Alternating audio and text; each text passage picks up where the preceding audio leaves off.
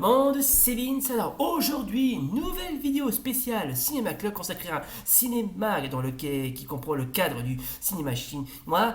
Il s'agit du cinéma taïwanais.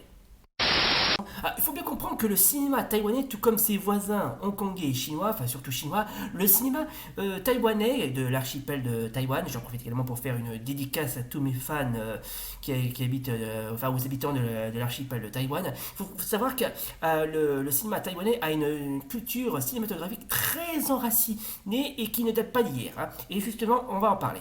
Assez de blabla, c'est parti. Alors, pour bien comprendre qu'est le cinéma taïwanais, je vais quand même vous faire un petit cours d'histoire, parce que le cinéma c'est aussi historique, si je puis dire. Alors, on va commencer du début de 1900 à la période 70. Alors, de 1895 à 1945, Taïwan est une colonie japonaise et son cinéma 1900 à 1945 est fortement influencé par le cinéma japonais. Ainsi, l'utilisation de benshi, des narrateurs accompagnant les films muets, est repris sous le nom de benzi.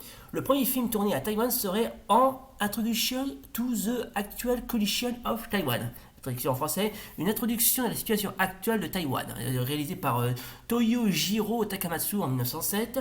Les acteurs taïwanais ne peuvent d'ailleurs pas tourner jusqu'en 1922 avec The Eyes of Buddha, on trouve les yeux du Bouddha. En 1925, The Wasteful Is It est considéré comme le premier film vraiment taïwanais. Là, ok, c'était les premiers balbutiements, on va dire. Début de la seconde guerre sino-japonaise interrompt la production cinématographique jusqu'en 1945 en raison de la politique de nipponisation qui contraint les Taïwanais à parler japonais en public et conséquemment rend illégale la projection des films accompagnés d'un benshi taïwanais. Ok.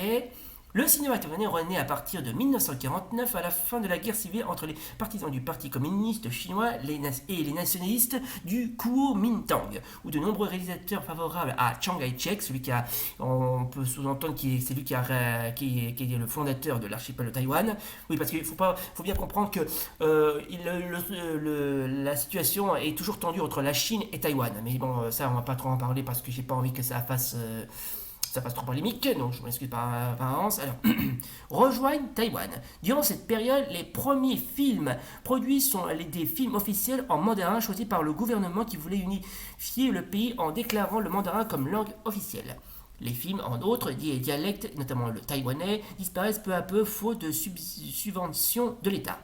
Les années 1960 marquent le début de la modernisation rapide de Taïwan avec la focalisation du gouvernement sur l'économie, le développement industriel et l'éducation. En 1963, il crée la Central Motion Picture Corporation, en abrégé c'est CMPC, qui introduit le mélodrame dit au réalisme sain. Okay. Le genre nous doit aider à construire des valeurs morales traditionnelles considérées comme importantes dans la rapide transformation de la structure socio-économique. À cette époque, les films d'arts martiaux en costume et les mélodrames sont également populaires. Oui, parce que tout comme leurs voisins chinois, eux aussi, ils font tendance à faire des films d'arts martiaux, ce qui fait leur style d'ailleurs. Alors, l'un des genres les plus populaires des années 1960 et 1970 est le film de Xiong Yao, c'est-à-dire des adaptations de romans sentimentaux de l'écrivaine à succès Qiong Yao. Ouais, je sais pas qui c'est, probablement une romancière à succès, je sais pas, je la connais pas. S'il le faut, j'essaierai de trouver des informations sur elle. Alors, 50 films sont ainsi produits entre 1964 et 1983 et plusieurs sont dans les succès critiques et commerciaux. Le réalisme sain disparaît peu à peu au profit des mélodrames qui traitent néanmoins toujours l'ambivalence entre les mutations sociales et la morale.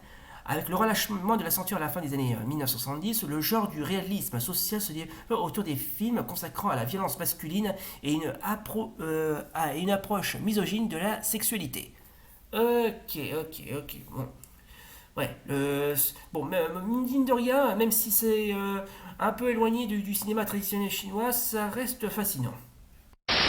Bien, on va se consacrer maintenant aux années 80, si vous voulez bien, au cours de l'année 1982, la nouvelle vague taïwanaise. Alors, Au début des années 80, les films deviennent populaires avec le développement des cassettes vidéo, ou VHS, ça dépend comment on l'appelle. Cependant, l'industrie taïwanaise est en difficulté à cause du non-renouvellement des réalisateurs installés et à l'entrée en force des films de divertissement hongkongais. Oui, il y a eu ça aussi. Afin de réaliser avec les films hongkongais, le CMP supporte des jeunes réalisateurs taïwanais. En 1982, le film In Our Time comprend 4 jeunes réalisateurs talentueux: Edward Yang, Tao De Shen, Ke Yi Zheng et Jiang Yi. Voilà. Désolé si je prononce un petit peu mal. Et le précurseur de ce qui deviendra la nouvelle vague qui renouvellera le cinéma taïwanais. Celui-ci commence vraiment avec Growing Up de Shen Kun-Hu et The Sandwich Man, co-réalisé par des jeunes réalisateurs dont Wu Xiao-Zien. Ok.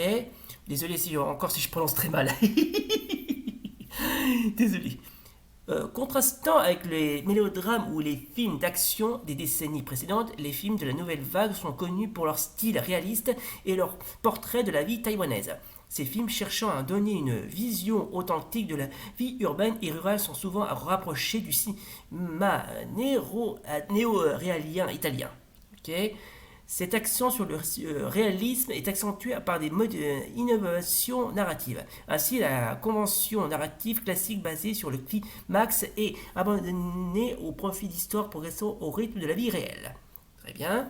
La nouvelle vague examine ainsi de nombreux aspects de la société taïwanaise de l'époque comme l'urbanisation, la lutte contre la pauvreté et les conflits avec les autorités. Par exemple, la Cité des douleurs de Wu-Aizien traite les conflits entre les Taïwanais locaux et le gouvernement nationaliste chinois après la fin de l'occupation japonaise.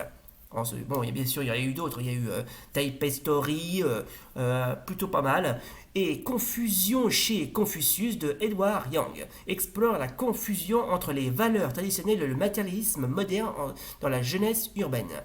Ces deux réalisateurs, bien qu'ils possèdent leur propre style, sont considérés comme les chefs de file de la nouvelle vague. Ils ont gagné une renommée internationale avec notamment un Lion d'Or à la Mostra de Venise pour Wu Aizien.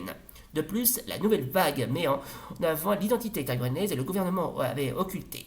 Ainsi, des films mettent en avant la diversité linguistique de Taïwan en tournant en taïwanais et en Hakka, rien à voir avec le cri de guerre des rugbyens du Pacifique, et plus seulement en mandarin. Oui, qui est une langue très parlée en Chine, mais aussi dans l'archipel de Taïwan. Les réalisateurs s'attaquent aussi à des tabous sociaux et tentent de concilier les exigences artistiques et commerciales. Bon, ok, qui a eu c'est le genre de cinéma qui a connu des hauts et des bas, mais qui a quand même réussi à se relever. Donc, on a fait les années 80, maintenant on va s'intéresser tout de suite aux années 90 via 2000. Alors, la nouvelle vague donne naissance à une seconde vague qui est moins sérieuse et plus accessible sans renier le souci de décrire la société taïwanaise. Ainsi, Vive l'amour de Tsai Ming Liang, qui remporte le Lion d'Or de Venise en 1994, dépeint l'isolation et le désespoir et l'amour entre des jeunes adultes et de Taipei, Taipei qui est la capitale de l'archipel de Taïwan, se dit en passant. Alors, il y a aussi The Peach Blossom Land de Stan Lai, est une tragicomédie sur des groupes d'acteurs répétant des pièces différentes sur la même scène qui remportent des récompenses au Festival de Tokyo et Berlin. Ensuite, on a eu droit à Ang Lee. Alors, celui-là, franchement, Ang Lee, c'est un des réalisateurs sino-taïwanais que je préfère. C'est lui qui a réalisé le Tigre et Dragon, ainsi que l'adaptation de l'incroyable Hulk de chez Marvel. Donc, je suppose que si certains, comment dirais-je, cinéphiles qui regardent cette vidéo sauront de qui je veux parler. Donc, Ang Lee est certainement le réalisateur le plus connu de la seconde vague. Ses premiers films, Pushing Hans, sorti en 1991, Garçon d'honneur en 1993 et Salé sucré en 1994, se concentrant sur des conflits générationnels et culturels dans les familles modernes. Plus récemment, il s'est démarqué de la nouvelle vague en révisitant le genre wuxia avec Tigre et Dragon, justement j'en parlais, qui remporte un succès immense à l'étranger. Oui, faut pas oublier que ce film-là, ça a été une véritable bombe. Alors, très bien, maintenant on va passer aux années 2000. En 2008, la sortie de Cap No 7, ou plutôt Cap numéro 7 de Wei Te Cheng et l'immense succès qui les accompagne donne un coup de fouet à l'industrie cinématographique de Taïwan. Manga de Dose New illustrant les gangs du quartier de Wanhua fait un tabac en 2010. Il suivra bien sûr à Au revoir Taipei de Arvin Shen, obtient le prix du meilleur film au Festival du film asiatique de Berlin. Ensuite, Pinoy Sundai de Wee Ding-ho a obtenu le prix du meilleur nouveau réalisateur au 47e Festival du Cheval d'Or de Taipei. Eh ben, ça en fait du monde d'un coup. Alors, qu'est-ce que je dois dire à propos du cinéma taïwanais? Eh ben, ma foi, que je viens de vous dire, le cinéma taïwanais, tout comme les films de leurs homologues qui soient équipés de leurs voisins qui soient chinois ou hongkongais, ben, ma foi, c'est assez intéressant, c'est très, et je dirais, mais c'est très très très intéressant à voir. D'ailleurs, pour ceux qui intéressent, je vais quand même vous en présenter quelques-uns. Alors si vous voulez voir certains films taïwanais, bah, c'est pas compliqué, il suffit juste que vous mettez taïwanaise movie, autrement dit film taïwanais. Alors il y en a quelques-uns qui sont vraiment pas trop mal, par exemple le fameux Our Chime. Alors je ne sais pas exactement d'où il peut provenir celui-là, mais Intéressant. Ouais, je sais pas, d'ailleurs, je vais mettre un petit like. Ouais, le film a l'air d'être pas mal. D'ailleurs, si vous voulez voir quelques-uns, je mettrai certains en bas de la description. Parmi le film que je vous ai présenté, il existe aussi une version, je vous jure que c'est vrai, une version taïwanaise de Ken le survivant. Ce n'est pas des... Non, non, non, c'est pas... Regardez, ce que vous voyez là, ce que vous êtes en train de voir là, c'est que ce que vous voyez là, c'est les premières les images de, comment dirais-je, et qui plus est, les premières scènes du film First of the North Star ou Okuto no Ken en version taïwanaise dans la chaîne Wu-Tang Collection. Ah oui, et pour les curieux qui souhaitent voir davantage d'autres films taïwanais un petit peu perché, un petit peu nanar, mais qui est aussi agréable à regarder, notamment ce fameux, celui-là, là, c'est The Iron Superman. Alors, c'est un vieux film taïwanais sorti aux alentours de l'année 1971. Alors, j'ai pas besoin que, comment dirais-je, de vous faire une présentation, ça parle des scientifiques qui ont construit un robot pour battre des envahisseurs extraterrestres qui veulent conquérir la Terre. Mais c'est tellement nanar, mais qu'il faut y voir pour y croire, mais vraiment. Mais le film, ça va, franchement, ça va être un nanar.